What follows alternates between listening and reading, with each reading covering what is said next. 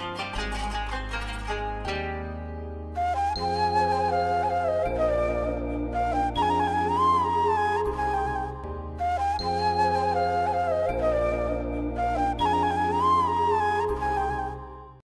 لله رب العالمين،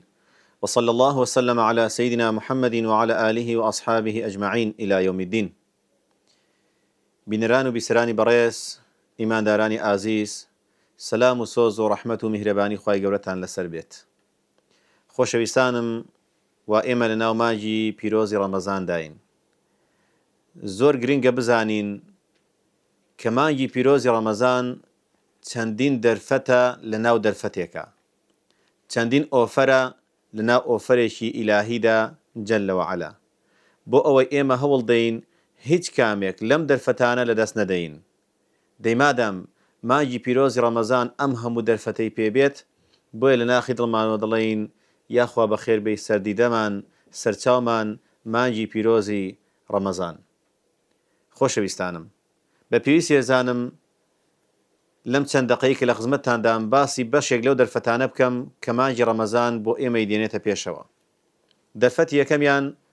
مانگی پیرۆزی ڕەمەزان دەرفەتێکە بۆ پاکبوونەوە، دەرفەتێکە بۆ وازهێنان لە خوو نەریتە خراپەکان، دەرفەتێکە بۆ ئەوەی ئێمە ئەو خوو نەریتانەی کەوا چەند ساڵێکە قەدەر ساڵێکە پێیانەوە مبتەلا بووین و دەزانی خراپە و بۆ ژیانی ئێمە و کۆمەلگا نابێ و خراپە، لە خۆمانی دابڕنین و لەم ڕەمەزانەدا ئەم دەرفەتە وەربگرین. بەداخەوە زۆرێکمان لە ئێمە ڕەنگە ئالوودەی جگەرە کێشان بین، ڕەنگە ئالوودەی مەی خواردنەوە بین، ڕەنگە ئالوودەی ڤەیپ و نێرگەلە بین، زۆرێک لە ئافرەتان بە تایبەت ڕەنگە ئالوودەی غەیبەت و بوهتان و قسەی زیادە و دوزبانی و هەموو ئەو قسە لابەلانە بن کەوا زیانیان بۆ خۆمان و بۆ کۆمەلگاش هەیە. دەیبرای بەڕێزم، خوشکی ئازیزم، ئەم ڕەمەزانە دەرفەتێکە بۆ ئەوەی تۆ واز بێنی لەم خوونەریتە خراپانە، چونکە تۆ کە بە ڕۆژووی پێویستە بزانی نابێت تەنها دەمت بە ڕۆژوو بێت، بەڵکو دەبێ هەموو ئەعزای لاشە لەگەڵ یا بە ڕۆژوو بێت، بە تایبەت زمانت. پێغەمبەری خوا صلی الله عليه وسلم لە فەرمودەیەکی شیرینە دەفەرمێ من لم يدع قول الزور والعمل به، هەر کەسێک بە ڕۆژوو بێت لە کاتی ڕۆژوەکەیدا واز لە قسەی خراپ نەهێنێت، واز لە غەیبەت نەهێنێ، واز لە قسەی پرۆپوس نەهێنێ، واز لە دوزبانی و غەیبەت و نەمیمی نەهێنێت، واز لە بوهتان نەهێنێت، واز لە تەداخولکردن لە ژیانی ئەم و ئەو نەهێنێت، ئەوە فەلەیسە لیلای حاجە، خوای پەروەردگار ئیشی بەوە نییە تۆ خۆت برسیکەی. ئەم برسیکردنە خولێکە بۆ ئەوەی تۆ تیایدا خوی خراپ وەلانەی، دناخۆ خوای پەروەردگار ئیشی بە برسیاتی ئێمە نییە. دەزان بەڕێزان، زانانی عیلم و نەفس دەڵێن هەر کەسێک بیهەوێ لە ژیانی خۆیدا خۆیەک بگۆڕی 21 ڕۆژ تەواوە، لە 21 ڕۆژدا دەتوانی ئەم خۆوەلانێت خوێکی باشتر نەریتێکی باشتر بێنیتە جێی. دەی ڕەمەزان لە 21 زیاترە، 29 یان 30 ڕۆژە، تۆ دەتوانی لەم 30 ڕۆژەدا لەم 29 ڕۆژەدا ئەم خۆ خراپانە هەموو وەلانیت و ئیتر پەڕەیەکی تازە لە ژیانی خۆتدا هەڵ بدەیتەوە. دەی با ئێمە لە لێرەوە یەکەم هەنگاو دەست پێ بکەین، لێرەوە بڕیار بدەین خوونەریتەکان وەلانین، چونکە کە ئەم ڕۆژ نەبێ ڕۆژگارێک دێ ئیلا پێویستمان بەوە دەبێت کە بڕیار لە ژیانی خۆمان دەین، بۆیە هەتا زووتر بێ هەر درەنگە. ئیمامی بوسەیری ڕەحمەتی خوای لێبێ شعرێکی زۆر جوانی هەیە، دەفەرمێ والنفس كالطفل إن تهمله شب على حب الرضاع وإن تفطمه ينفطم. دەفەرمێ نەفسی ئینسان وەکو منداڵێک وایە، منداڵێک شیرەخۆرە. ئەها دایکان دەزانن کە منداڵی شیرەخۆرە تۆ لە مەمچینەکەیتەوە، تۆ لە شیرینەکەیتەوە، تەمەنی بێتە 3 4 5 ساڵیش هەر حەزی لە مەمە شیرەکەیە، هەر حەزی لە شیری دایکێتی، بەڵام دایکان دوای 2 ساڵ وردە لە شیر دایانکەنەوە. دەی ئەمە ڕێک نەفسی مرۆڤە. ئەگەر بێت و تۆ لە خۆ خراپەکان دووری نەخەیتەوە، بڕوا بکە ئەگەر پیریش بی ئەم خۆ خراپانە لە تۆدا هەر گەنج دەبێتەوە هەر نوێ دەبێتەوە. کەواتە مانگی پیرۆزی ڕەمەزان دەرفەتێکە بۆ وازێنان لە خوو نەریتە خراپەکان. دەرفەتی دوای مانگی پیرۆزی ڕەمەزان دەرفەتێکە بۆ پاکبوونەوە. خۆشەویستانم، لەم ساڵی ڕابردوودا خۆمان پیس کرد بە ژەنگی تاوان هەرێکێک لە ئێمە دێ ئەن تاوانمان کرد ڕەنگە هەندێکیان خەڵک بیزانێ هەندێکیان بەس خوا بیزانێ بە هەموو تاوانانە ئێمە پیس دەبین لاشەمان بۆ گەن دەبێ دەروونمان پیس دەبێ دەبێ کاتێک دانین بۆ ئەوەی تیایدا ناخمان پاکەینەوە بۆ ئەوەی تیایدا جارێکی تر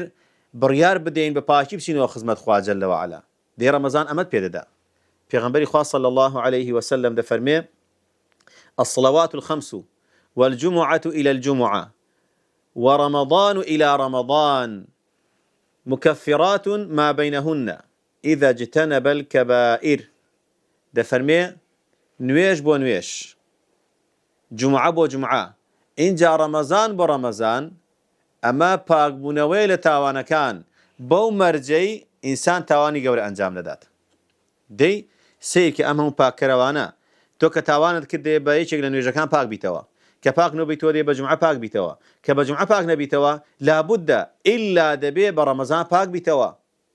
دەی با ئێمە دەرفەتی ڕەمەزان لەدەست نەدەین و لەم ڕەمەزانەدا کارێ بکەین شتێ بکەین کە خوای پەروەردگار جەل وەعەلا لە تاوان پاکمان کاتەوە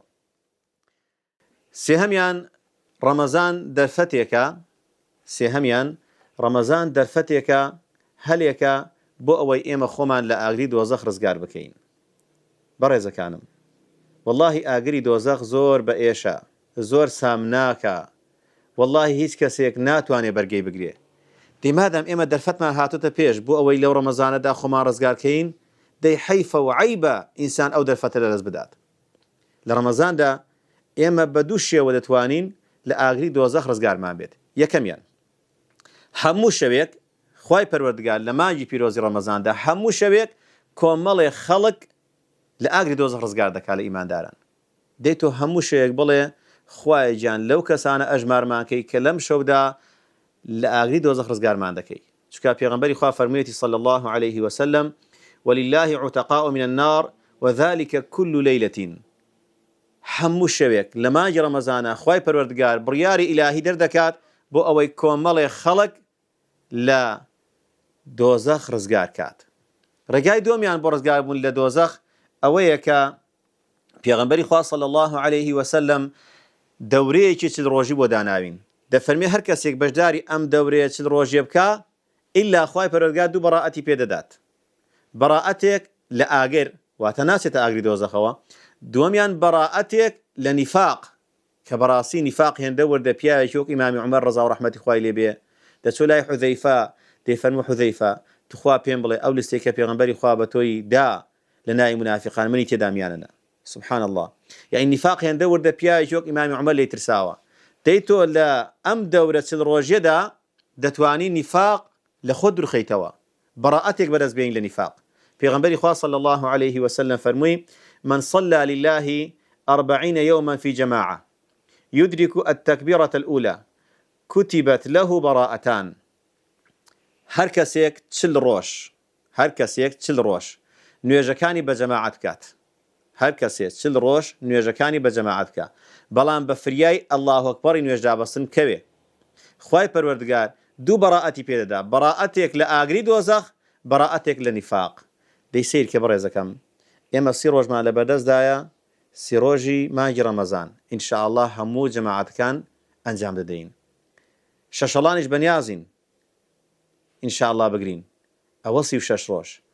ڕۆژی جەژنیش طبعا بەیانێکی دەچین بۆ جەماعەت ئینشاء الله ئەو 5 فەرزەش دەکەین ئەمە 37 ڕۆژ تەنها 3 ڕۆژت دەمێنێ ئەم 3 ڕۆژە بە جەماعەت ئەنجامدا دەکەیە 40 ڕۆژ خوای پەروەردگار دوو بەڕائەتت پێدەدا بەڕائەتێک لە ئاگری دۆزەخ بەڕائەتێکیش لە نیفاق چوارەم دەرفەتی مانگی پیرۆزی ڕەمەزان دەرفەتێکە بۆ بەرزبوونەوەی پلەپایە بەڕێزەکانم بەهەشت چەند پلەپایەکە نێوانی هەر پلەپایەک لەگەڵ ئەوەی تردا بە ئەندازەی ئەرز و ئاسمانە تۆ کە دەتهەوێ بەرز بیتەوە پلەپای بەرز بەدەستبێن لە بەهەشتا هەوڵدا لەم ڕەمەزانەدا حەقی ڕەمەزان بدەیت گوێم بەسەر هاتە ڕابگرن ئەسحابەکان دەفەرمون دوو برا هاتن بۆ خزمەت پێغەمبەر صلی الله عليه وسلم هەردووکان ئیمانیان هێنا و بوون بە ئەسحابی پێغەمبەر صلی الله عليه وسلم ئەم دوو برایە هەردووچیان ئیمانداری چاک بوون بەڵام یەکێکیان زۆر کۆششی دەکرد لە هیچ غەزایەک دوانە دەکەوت هیچ نوێژێکی بێجەماعەت نەدەکرد هەرچی چاکە بوو ئەو پیاوە لەوێ بوو براکەی تریان ئەویشان مسلمانی چاک بوو بەڵام بەقەد ئەم برای تریان هەوڵ و کۆشی نەدەکرد قەدەری خوا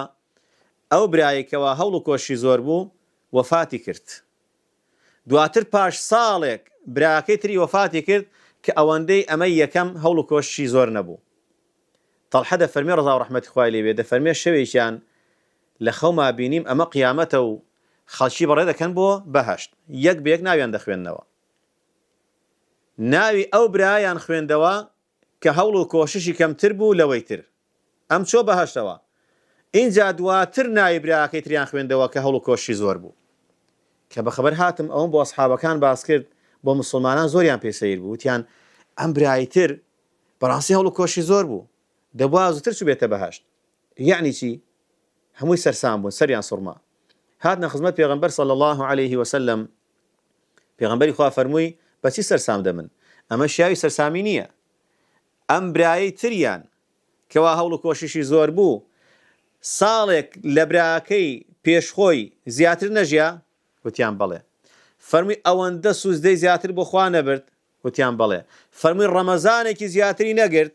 وتیان بەڵێ فەرمووی ئەوانە پلە و پایان بەرز کردوێتەوە کەواتە لە ڕەمەزانە دەتوانی پلە و پای خۆت بەرز کەیتەوە لەو کەسانە بی کە زوو ناوت دەخوێنێتەوە بەهەشت دێتۆ لە دەستی مەدە ئینشاءڵڵا ڕەمەزانێ بەڕێکە کە شیاوی ئەوە بی زوو ناوت بخوێنرێتەوە و لەگەڵ ئەوەلیندا لەگەڵ سەرەتاکاندا بچیتە بەهەشتەوە ئینشاءڵڵا دەرفەتی پێنجەمیان ڕەمەزان پاداشێکی گەورەت پێدەدا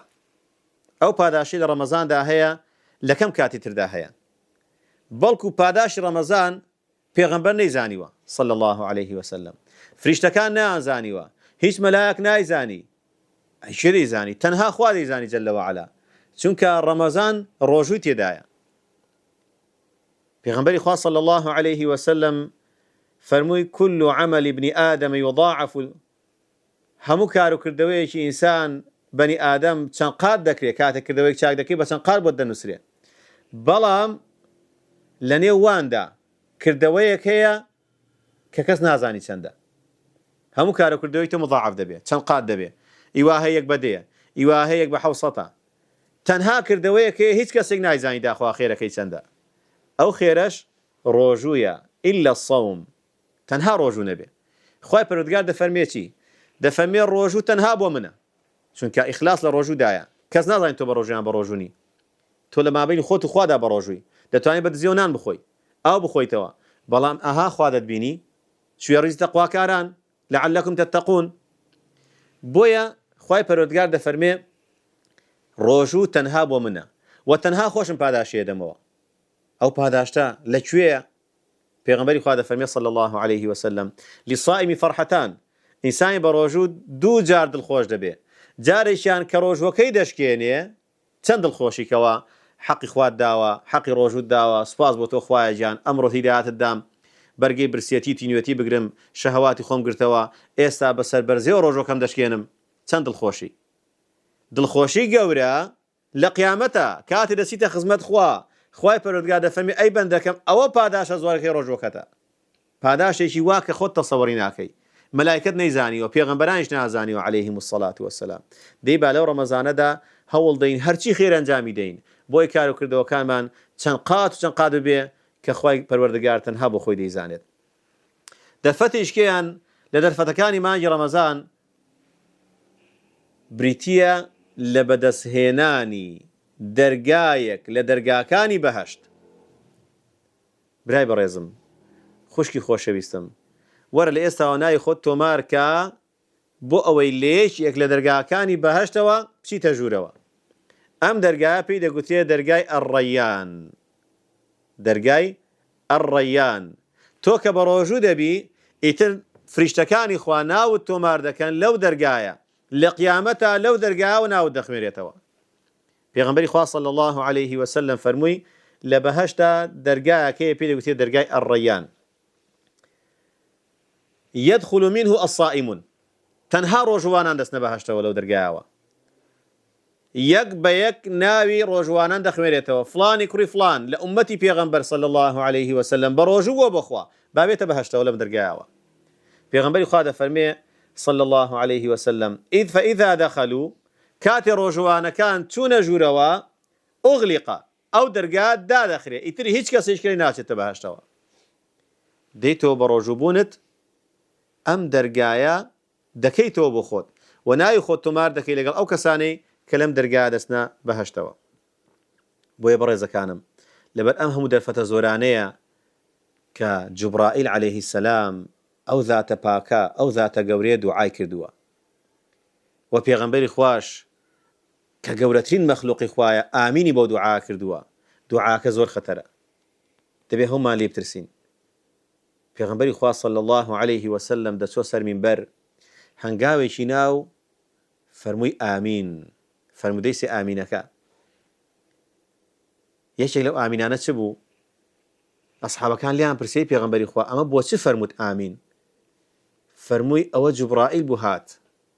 وتي أي محمد من دعاء كم تغلي آمين من يجوتم آمين فرموي يا أخوة هر كسيك رمضان بسريا تيبريت ولا خوينك أخوالي خوش بين محروم بلا رحمي خوا بنامان دي كواتا